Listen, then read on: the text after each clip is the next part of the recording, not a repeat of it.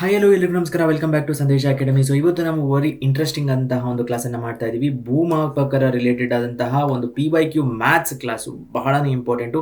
Exam ಬರ್ತಾ ಇದೆ, so ಅದರ ಒಂದು ಸೊಲ್ಯೂಷನ್ಸನ್ನು ಡಿಸ್ಕಸ್ ಮಾಡುವಂತಹ ಟೈಮು ಮಿಸ್ ಮಾಡದೆ ಈ ವಿಡಿಯೋವನ್ನು ಕಂಪ್ಲೀಟ್ ಆಗಿ ನೋಡಿ.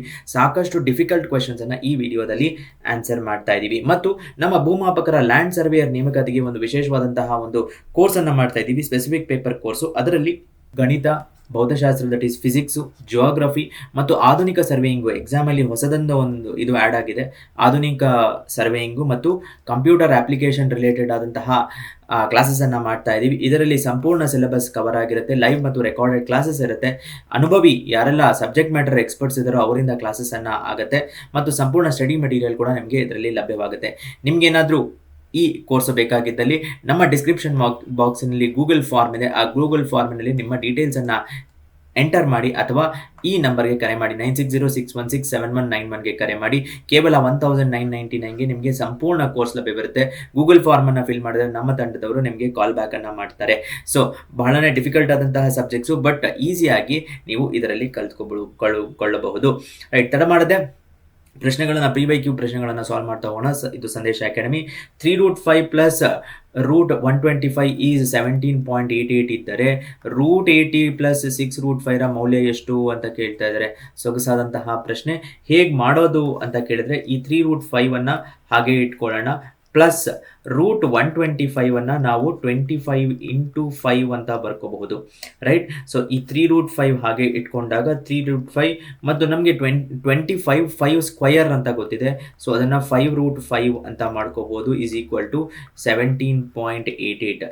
3√5 ಮತ್ತು 3√5 ಎರಡನ್ನೂ ಆ್ಯಡ್ ಮಾಡಬಹುದು, ಯಾಕಂದರೆ ಸೇಮ್ ಅಂಡರ್ ರೂಟ್ ಇರೋದ್ರಿಂದ.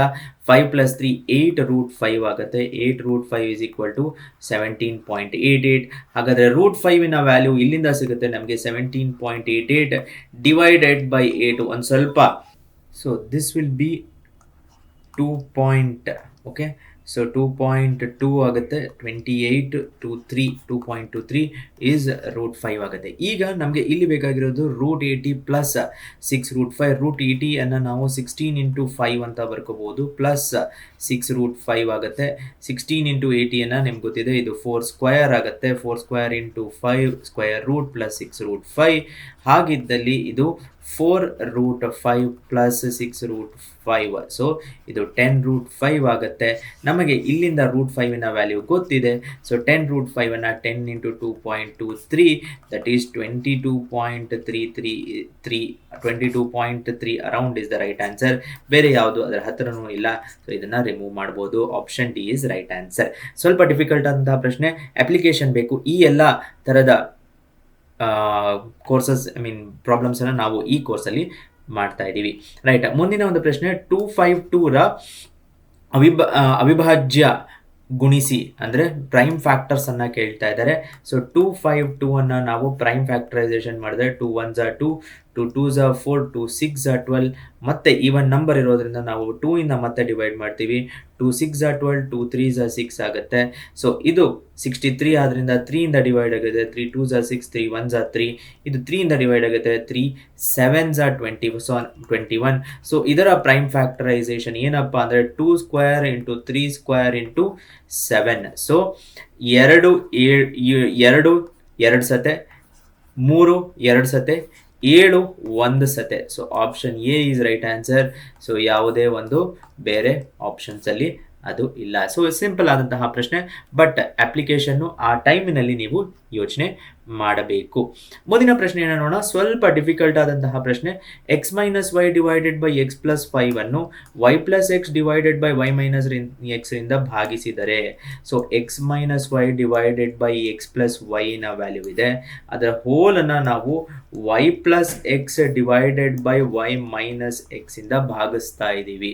ನಿಮ್ಗೆ ಗೊತ್ತೇ ಇದೆ, ಇದು ರಿವರ್ಸ್ ಆಗಿ ಮೇಲ್ಗಡೆ ಹೋಗುತ್ತೆ. That is x - y divided by x + y ಆಗುತ್ತೆ, multiplied by y - x divided by x. y + x x + y ನಿಮಗೆ ಕಮ್ಯುಟೇಟಿವ್ ಪ್ರಾಪರ್ಟಿ ಗೊತ್ತಿರುತ್ತೆ, x + y ಆಗುತ್ತೆ. ಈ y - x ಅನ್ನು ನಾನು ಒಂದು ಸತೆ ಮೈನಸ್ ಹೊರಗಡೆ ತಗೊತೀನಿ. Okay, that would be X minus Y. ಇದು ವೈ ಮೈನಸ್ ಎಕ್ಸ್ ಮೈನಸ್ ಹೊರಗಡೆ ತಗೊಂಡಾಗ ಮತ್ತೆ ಎಕ್ಸ್ ಮೈನಸ್ ವೈ ಆಗುತ್ತೆ, divided by X plus Y the whole square. ಇಲ್ಲಿ ನೋಡಿ X minus Y into X plus X minus Y, ಅದೇನಾಗುತ್ತೆ X minus Y whole square divided by X plus Y whole square.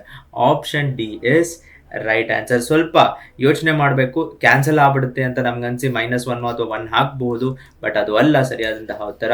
This is the right answer. Also ಕೆಲವೊಂದ್ಸತೆ ಭಾಗಿಸಿ ಅಂತ ಕೊಟ್ಟಿದ್ದಾರೆ, so X plus Y ಮೇಲ್ಗಡೆ ಬರೋದಿಲ್ಲ.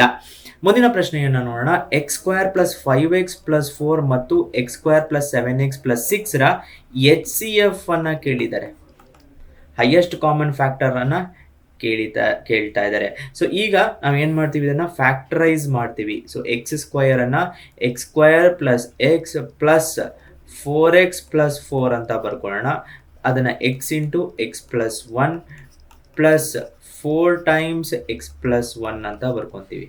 So ಇದನ್ನ ನಾನು common factor ಆಗಿ ತಗೊಂಡ್ಬರ್ತಾ ಇದ್ದೀನಿ. ಎಕ್ಸ್ ಪ್ಲಸ್ 1 ಅನ್ನ X plus 1 into X plus 4 ಅನ್ನುವ ಒಂದು ಕಾಮನ್ ಫ್ಯಾಕ್ಟರ್ ಇದಾಗುತ್ತೆ.